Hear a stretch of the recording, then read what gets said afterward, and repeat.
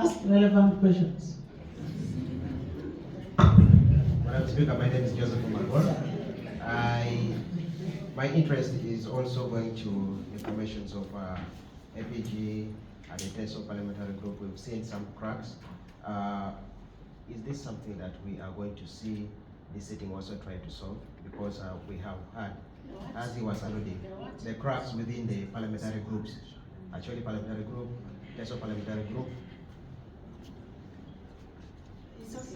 Okay. Will this sitting also try to solve some of these issues within the parliamentary groups? Thank you. Members, TESO parliamentary group, Lama parliamentary group, Acholi parliamentary group, Karamia parliamentary group, and non-parliamentary. They are just associations of convenience. That because we all come from the north, let's have this association. We don't regard them parliamentary. So we don't even come in as leadership of parliament to try to resolve them. Because this is informal associations. What is a formal association?